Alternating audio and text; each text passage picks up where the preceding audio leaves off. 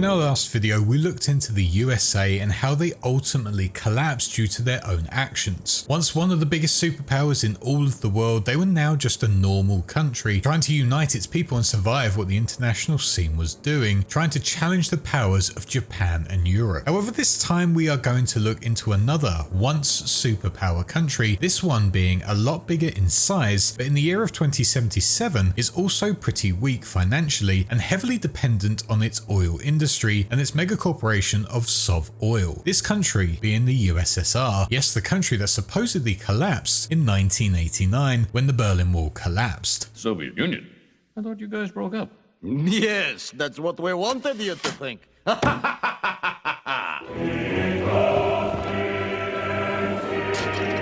Now named as the Union of Sovereign Soviet Republics, there are some differences in the way they behave now and their relations with other countries of the world. So in today's video, we will be looking into how the USSR ultimately survived the collapse of communism in 1989 and what they've been up to for almost 90 years. This is the story of how the USSR survived within the Cyberpunk universe.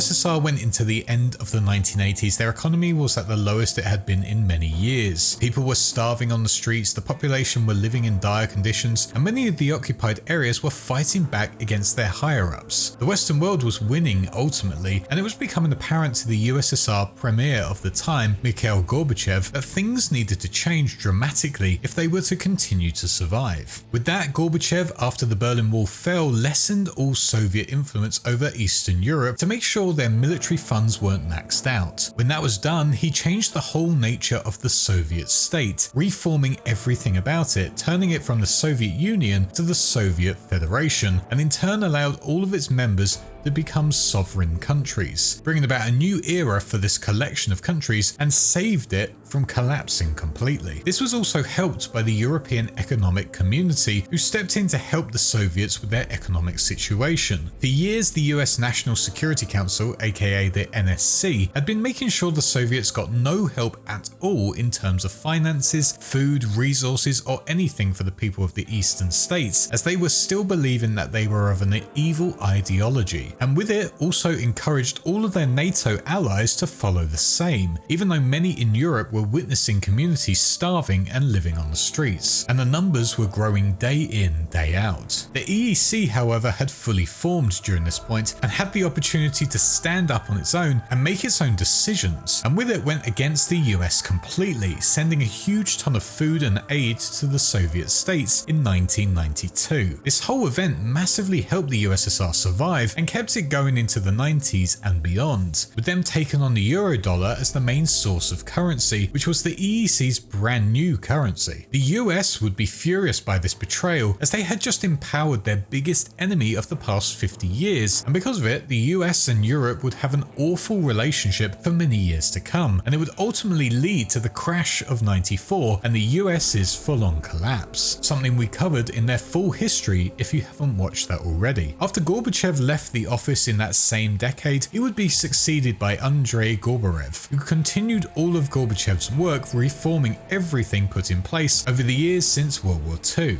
However, Gorbachev had one major issue, and that was all of the sovereign countries who were launching their own movements, trying to distance themselves from the top dogs in Russia and wanted more than just to be known as a sovereign country under the Soviet branch. That said, Gorbachev was able to see through that and ended up uniting all of the members of the Soviet Federation into the brand new USSR, this time standing for the Union of Sovereign Soviet Republics. This was a sort of compromise to the problems he was facing, as this new supranational union allowed each member state to direct their own army and have their own foreign policies. The one benefit of being a part of this republic was that it joined all of their economies together and formed their own free trade zone that brought together their oil and coal industries and had them all operate under one single administration. Ultimately, this would lead to the man known as Anatoly Novikovo to be named as the director of the State Oil Industries Subcommittee by Gorbachev himself. In his first act as director, he would bring in Yarno Kurgasan, a fellow large oil director for Kazakhstan, and made him his new deputy director, bringing both of these countries' oil corporations together, and eventually the committee was fully formed.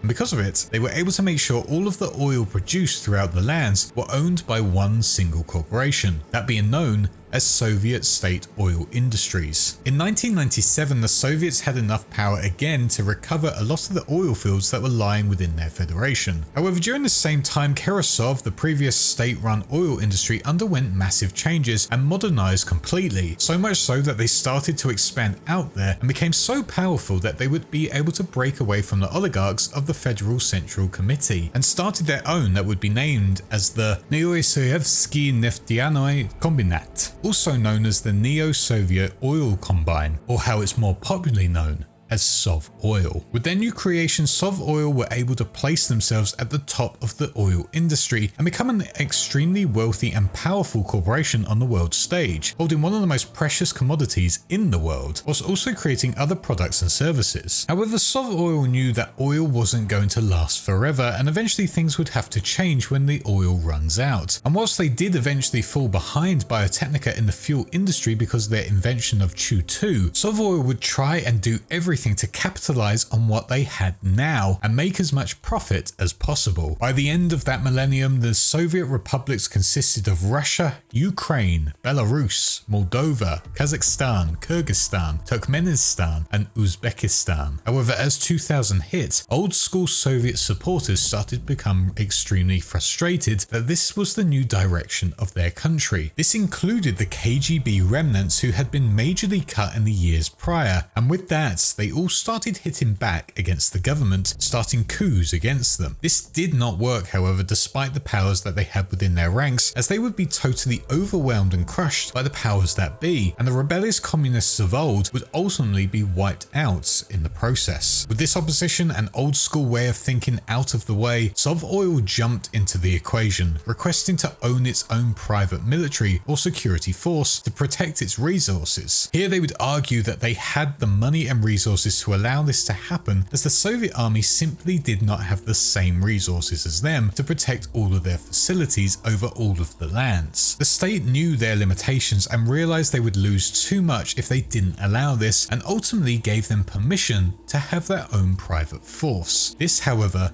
was a terrible idea for the state, as SovOil saw this as a perfect opportunity to take over, as they now saw how weak the state really was compared to them. In 2002, Sergei Kirsanova, the commander of SovOil's security forces, got ordered by Novikovo to lock down all of SovOil's company sites, and with that information, Kirsanova told everyone that SovOil was going to go fully private and completely remove themselves from the Central Committee government of the new USSR. The state saw this as utterly traitorous behavior and knew they couldn't stand for this. They had to put them in their place, and with it ordered an attack on their facilities, but at the same time, these attacks were futile because attacking them would mean the USSR's oil supply would be damaged and would lead to their ultimate collapse. Realizing there was really nothing they could do about this, being outmanned, outgunned, and with too many risky factors in the mix, the state backed down and had to acknowledge SovOil's independence. The whole event would be named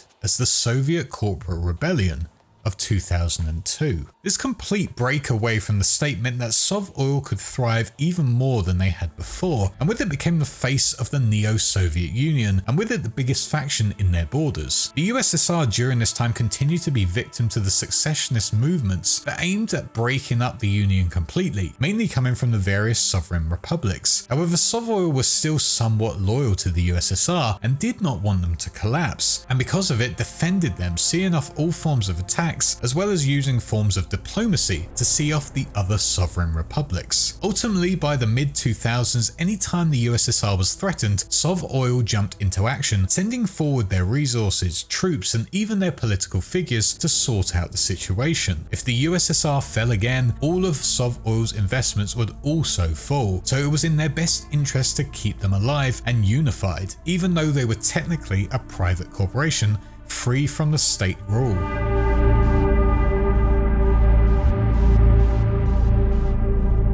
By 2006, Biotechnica had become the face of the fuel industry after creating their new product of the Chew-2, an eco-friendly oil alternative that was made out of high-sugar wheat and yeast that would power all forms of vehicle from cars to planes and military hardware. SovOil would drop in sales because of the rise in Chew-2, but were in a position to negotiate with the other corporation to grab the recipe and create it for themselves to sell out in their territory and on the international scene. Ultimately, Biotechnica were just the creators of this new fuel source. They weren't in the oil industry, so were willing to sell it to the third parties, like SovOil. However, this deal with Biotechnica came with a major consequence. Just before this deal, SovOil was making a deal with the US-backed Petrochem, who were about to sell them brand new drilling equipment, pumping and Chew-2 technology in exchange for granting them partial drilling rights on their vast Siberian oil fields, which were yet to be harvested by anyone. SovOil decided to go against Petrochem at the last second and left them completely blindsided as they quickly signed the deal with Biotechnica for the Chew-2 rights. And because of that, a massive rift formed between the two corporations. This rift got to a boiling point just before 2010 when the two finally fought each other in what was known as the Second Corporate War. The trigger was at first the deal going behind Petrochem's backs, but then in 2007, when both corporations looked to expand out into the South China Sea, seeing that their opposition was trying to go for the same land they were going for, the two got extremely heated at each other and tension was at an all-time high. And eventually, that tension turned to aggression, and by April 2008, the Second Corporate War had officially begun. The starting point of the war was when the offshore platform owned by Petrochem named the Sabino Bravo exploded. Not knowing why,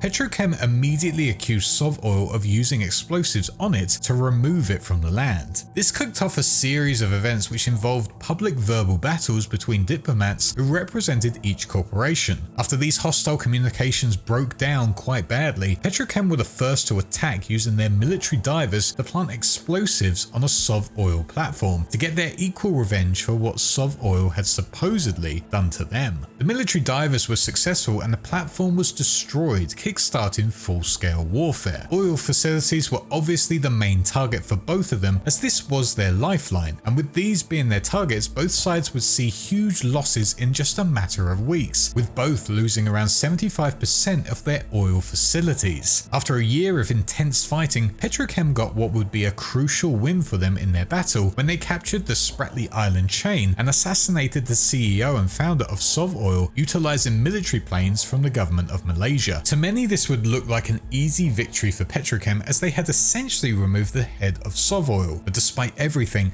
SovOil regrouped and used this loss to really hit them back and eventually were able to overpower Petrochem, endlessly repelling every attack Petrochem threw at them. With so many failed attacks, Petrochem was seriously weakened by October of 2009, and with it, SovOil were able to take de facto control of the South China Sea. The war was officially over and Petrochem had suffered a great defeat, forcing them out of the area. But to add to their humiliation, it was also discovered after the war ended in 2010 that the initial explosion that triggered the events of this war in the first place was not done by SovOil at all. In fact, it was just a rogue accident and no one was really at fault.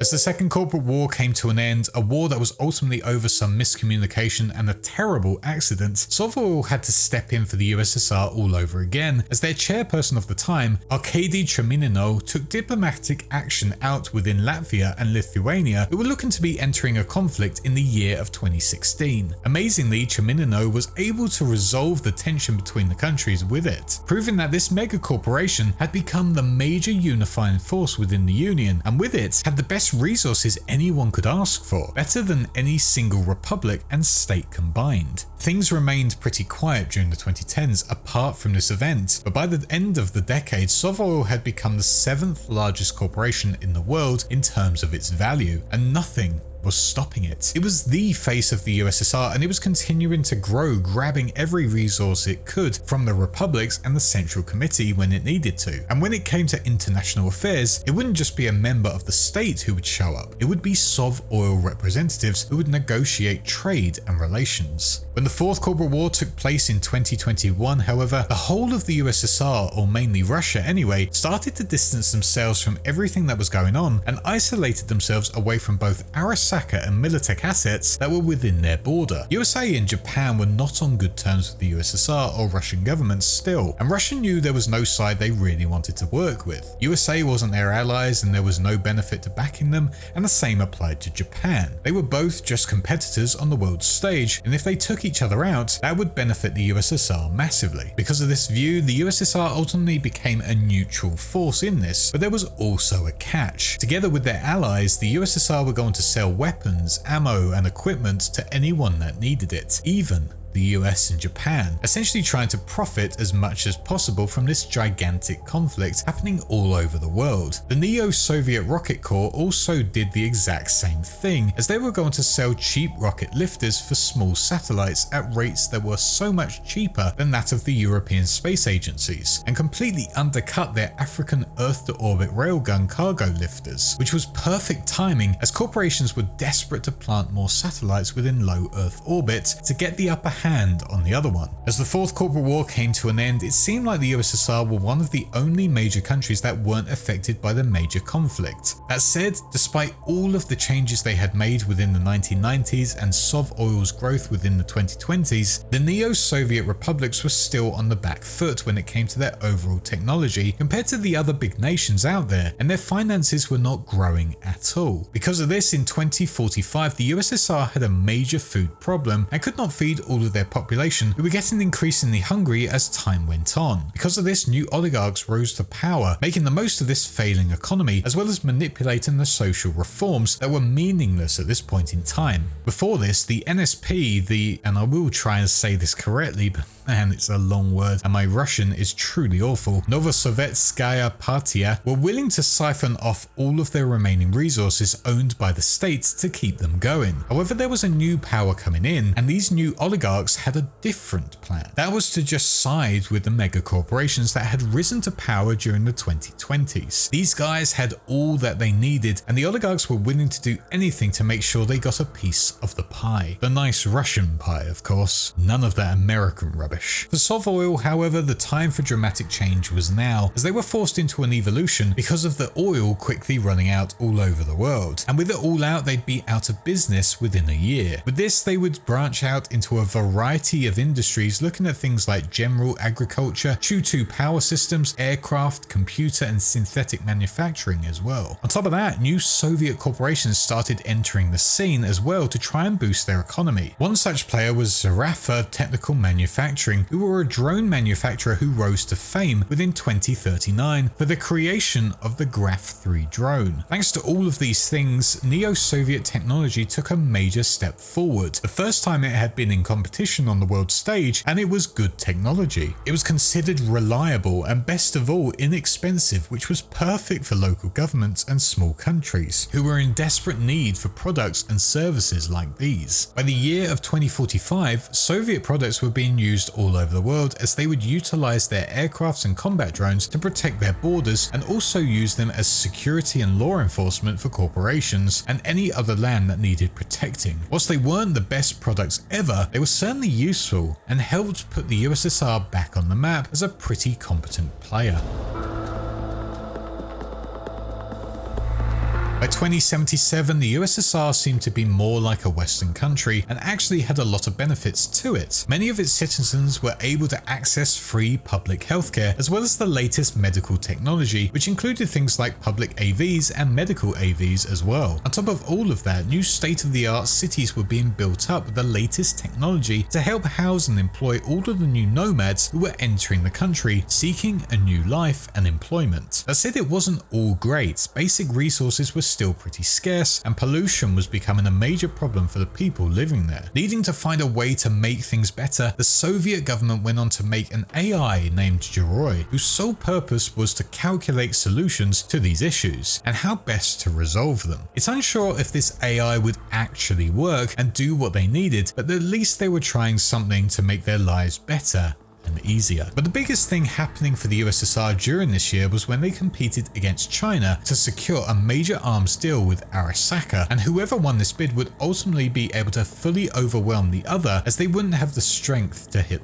back. With this, the Secretary General of the Soviet Union hired Mikhail Akulov to spearhead the negotiations with Arasaka, as he would be the best to do it, as he was a renowned fixer and had experience in Night City. When coming here, Mikhail brought with him his assistant known as Shelma, whose main goal was to monitor Chinese activity on the local net and to conceal Mikhail's true intentions of why he was here in Night City, as well as check to see how Arasaka's talks with China were going. It would be up to V, the local merc from Night City, to stop Mikhail and the USSR's plans of signing this deal with Arasaka and help China ultimately win that battle. But with that done, it is unsure the fate of the USSR and where they will be in a few years' time. However, negotiations might have fallen through with China as well, and both countries might have just gone back to being two desperate countries once again. That said, one other representative does linger within Night City, but not within the main city centre. Instead, they are witnessed within the Black Sapphire at Colonel Kurt Hansen's big gala, dressed fully in SovOil high-ranking military garments, clearly showing that SovOil is still a big presence in the world, and if they are at Kurt's gala, clearly they have been doing business with him on the black market, meaning that if the USSR are unable to gain weaponry and resources from Arasaka, Kurt Hansen and his Bargas forces might be able to supply them with the latest, most powerful gear they can get their hands on. After all, Kurt was dealing with things like Militech tanks, submarines, and even prototype mechs and robots. SovOil clearly are still there to protect the USSR, as they are a major factor in their business. And whilst we do not know how powerful SovOil are within 2077, they must be of some vital importance, or this one individual is just remembering the good old days of when the USSR was for the taking and their corporation was on the rise. But until we know more about the USSR, this has been their full story so far, from the fall of the old administration to the rise of the new and SovOil, all the way to what they've been up to in the years of 2045 up until 2077. A big thanks for watching this video, and like always, do let me know what other topics you'd like to see covered at a later date. A big shout out to my patrons for the endless support they've given me over the years, such as my small fishes, my big fishes, Noxvox, Ben Chance and Jono, my YouTube channel Wise One, Sith Lord 906, Video Gamer 75 and Planet Nanotarium, my sharks Jason X117, my Megalodons Sinus and Hazy Thoughts, and my incredible starfish Nanohertz. But that is all for now. Thank you all for watching once again, and I shall see you all in the next one. Cheers.